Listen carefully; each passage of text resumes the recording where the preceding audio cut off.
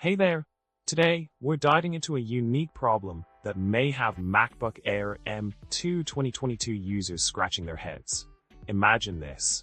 Your MacBook crashes unexpectedly, seemingly triggered by something as innocent as moving an external mouse after closing the lid. The panic message reveals a cryptic error related to the DCP, causing your MacBook to freeze and restart when an external monitor is connected. Sporadic and unpredictable.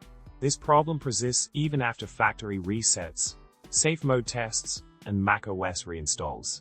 The issue seems to transcend external peripherals, leaving you puzzled about its origins. Now, let's talk about the solution to this baffling problem. Upon receiving the MacBook back from Apple, with components like the logic board and Touch ID already replaced, the issue persisted. However, after a second round of repairs where the display and lid angle sensor were swapped out, the problem finally subsided. No longer can a crash be triggered by hitting escape on the login screen.